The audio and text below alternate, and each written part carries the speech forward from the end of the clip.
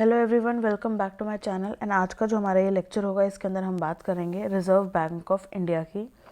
So basically reserve bank को हम bankers bank भी बोलते हैं। एंड अगर हम हिस्ट्री की बात करें सो 1921 के अंदर 3 बैंक थे, या बेसिकली हम बोल सकते हैं 3 प्रेसिडेंसी बैंक थे। उन्हीं को तीनों का मर्जर करके एक इम्पीरियल बैंक ऑफ इंडिया बनाया गया। एंड ये इम्पीरियल बैंक जैसे कि रिज़र्व बैंक अभी काम करता है, ऐसे ही रिज़र्व बैंक की तरह ही काम करता था उस समय।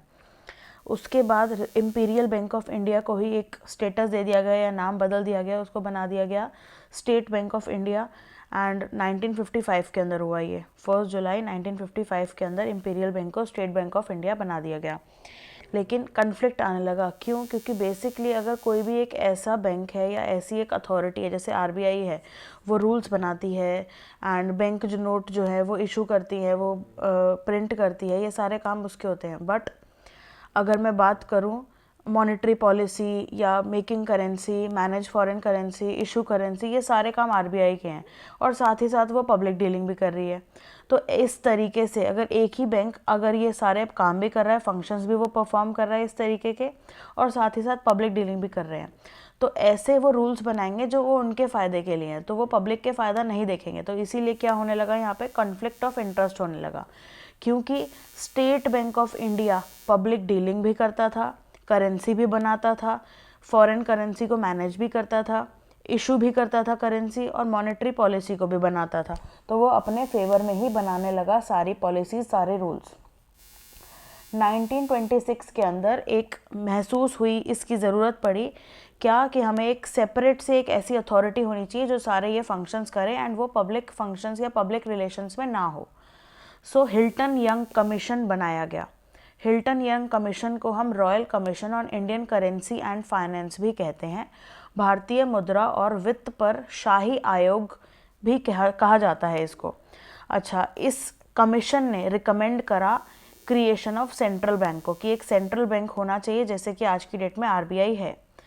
इसी कमीशन की रिपोर्ट के बेसिस पर 1927 में बिल जो है वो लेजिस्लेटिव असेंबली के सामने प्रेजेंट किया गया, बट वो पास नहीं हो पाया, वो फेल हो गया।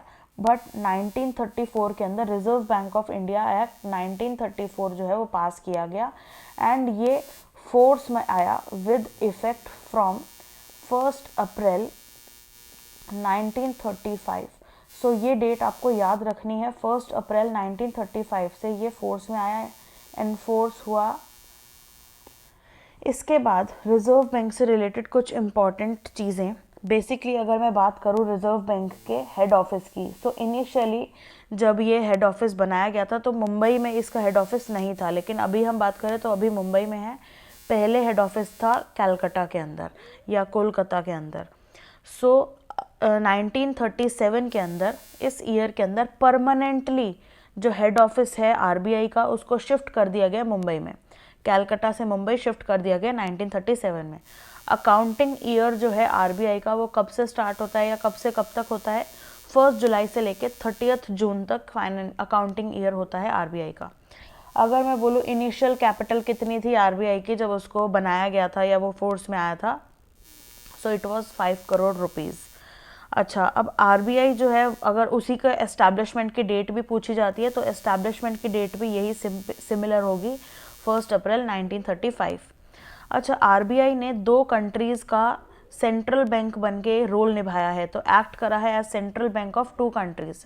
आरबीआई ने एक्ट करा है, तो वो दोनों कंट्रीज़ कौन कौन सी हैं? पहली तो है बर्मा, एंड जिसको हम आज की डेट में म्यांमार बोलते हैं, एंड सेकेंड है पाकिस्तान। बर्मा का अगर मैं बात करूँ तो 1947 के अंदर आरबीआई ने एक्ट करा था सेंट्रल बैंक, और पाकिस्तान के लिए 1948 के अंदर एक्ट करा था सेंट्रल बैंक।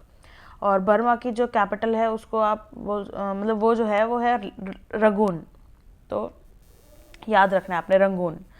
इसके बाद ये कुछ इम्पॉर्टेंट चीज़ें बेसिकली कि फर्स्ट गवर्नर कौन है, या फर्स्ट गवर्नर जिन्होंने नोट्स को साइन किया, फर्स्ट इंडियन गवर्नर कौन है, फर्स्ट वुमेन गवर्नर कौन है।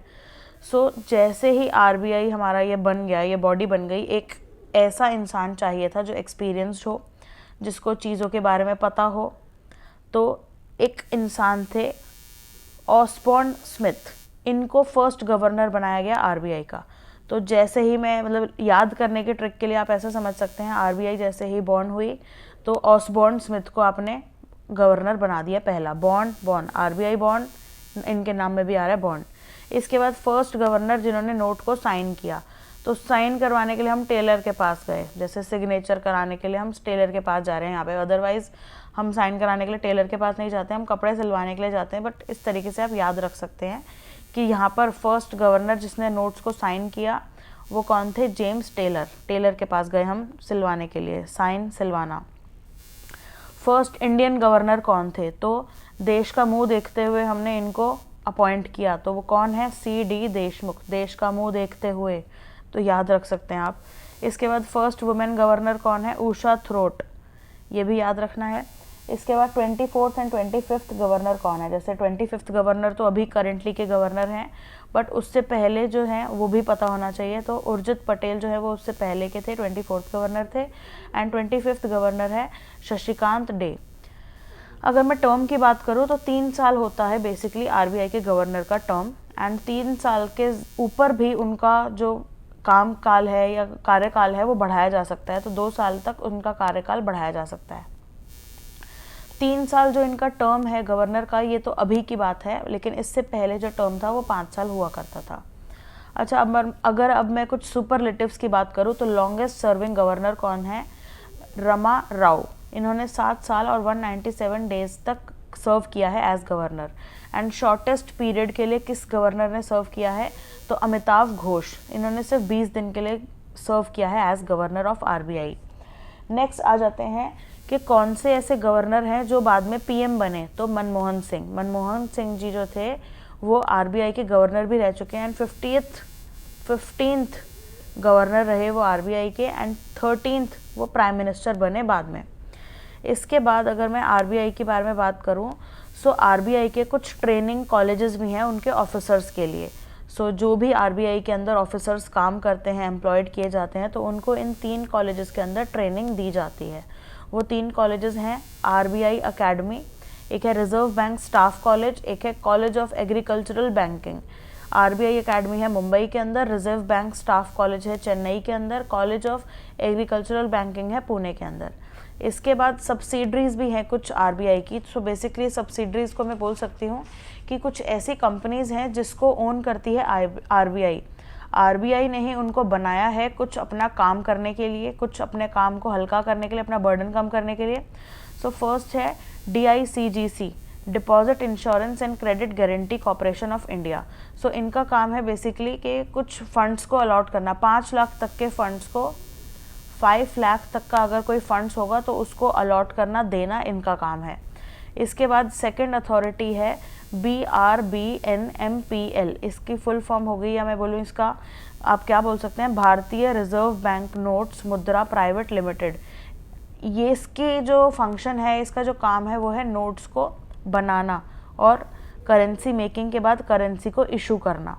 इसके बाद नेक्स्ट आते हैं subsidiary REBIT, REBIT, reserve bank of information technology, सारे इंफॉर्मेशन को गैदर रखना, बेसिकली सारे इनके रिगार्डिंग सारी काम करना। इसके बाद है IFTAS, Indian financial technology and allied services. So ये हैं कुछ आरबीआई की सब्सिडरीज जिसको आरबीआई ने अपने कुछ काम करने के लिए बनाया था। कुछ जैसे काम डिस्ट्रीब्यूट कर दिए इनके ऊपर, लेकिन जो एक तरीके से मैं बोलूँ पेरेंट कंपनी है वो इनकी आरबीआई ही है, एंड आरबीआई का ही ओनरशिप है इनके ऊपर भी। बट बेसिकली ये बोला गया कि ऐसा नहीं होना चाहिए, आरबीआई का कंट्रोल ऐसे नहीं रहना चाहिए इनके ऊपर। सो अगर मैं एसबीआई की बात करूँ, स्टेट बैंक ऑफ इंडिया की, सो 2008 के अंदर ये इंडिपेंडेंट हो गया था। बट कई अदर जो ऑर्गेनाइजेशंस या कई अदर कंपनीज जो आरबीआई के कंट्रोल में आ रही थी उनको 2019 के अंदर इंडिपेंडेंट कर दिया गया। और ये जो रिस्पेक्टिव जितने भी सब्सिडरीज हैं इनके ऑफिस भी यहाँ पे मेंशन किए हुए हैं, जैसे DICGC के मुंबई में है, फिर बेंगलुरु में है, मुंबई, ये सारा आपको याद रखना। तो बेसिकली एक याद रख लोगे तो आपको पता चल जाएगा इसका बेंगलुरु है, बाकी 3 का मुंबई ही है। इसके बाद आपको एक चीज़ और इम्पॉर्टेंट है जो रह गई है, जो आपको पता होना चाहिए, वो है कि जो आरबीआई है उसका नेशनलाइजेशन कब हुआ। 1 जनवरी 1949 को हुआ। सो ये डेट आपको याद रखनी है. So that's it for now. Thank you so much for watching. See you in my next video.